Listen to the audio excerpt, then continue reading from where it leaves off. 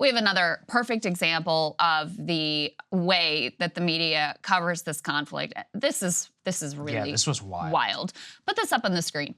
Reuters, a Reuters video journalist was killed, and 6 other journalists were also injured in an Israeli strike in southern Lebanon. I mean, you know, you could say, look, technically, maybe it came, but their headline here isn't Reuters journalist killed by an Israeli strike. Killed in Lebanon in missile fire from the direction of Israel, okay? From the direction of Israel. Their own person was killed, and they can't even say how or why. Now, imagine that it was a Hamas rocket that killed this Reuters journalist.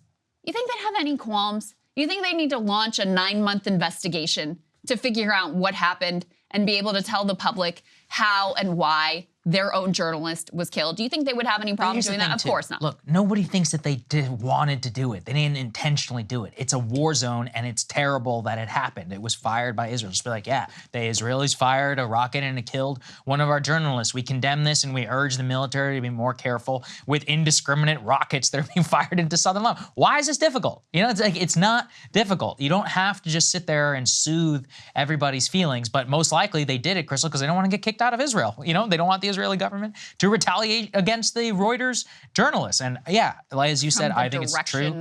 Yeah, from the direction. Like, just say it. It's fine. It really is. You know, people will be like, yeah, stuff happens in the middle of a war. It's terrible. That's why it's awful whenever any journalist is killed in any conflict zone. And it is a job oftentimes that is fraught with risk. As we've had journalists who've been killed in Ukraine, we've had journalists killed before, you know, in Iraq and many of these other types of places. I'm not trying to morally equivocate. It's just being honest and straight up with people is the only and the best way, I think, to operate with this. And it does a disservice. And also, can you imagine being the family of the guy who was killed? Right. You know, it's like that. You can't even say. And you can't even say something like that. These are people who employed you, and you died whenever you were just trying to do your job, pointing a camera.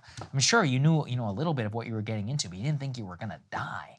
So I just think it's awful, you know, that this happened and that they just try and downplay it like this. So look, we're trying our best here as well. And I like to think that, you know, we genuinely are trying to provide a relatively or at least a zoomed out view of the conflict through which people who are new to this can try and wrap their heads around all the complex nature. And the unfortunate thing I think that happens in situations like this is they zoom in onto a single part and they try to pretend that this all just happened.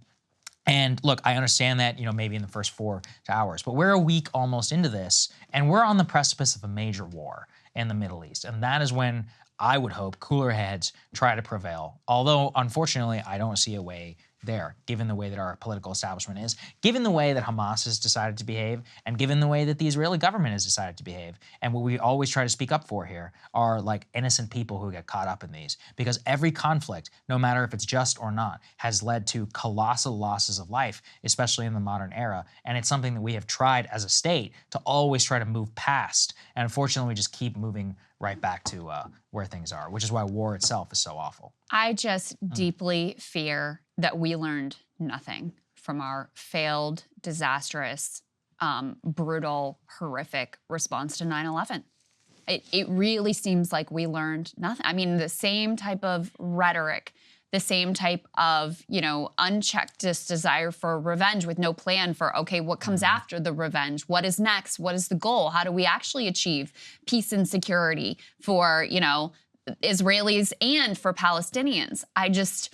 That's the piece that the demands for censorship, the shaping of the narrative, all of these things feel so like such a flashback to that time. And so, you know, try to think about what we learned from those mistakes, try as best we can to apply them to the current situation, which is always difficult when you've just watched this absolute monstrous slaughter of innocent civilians.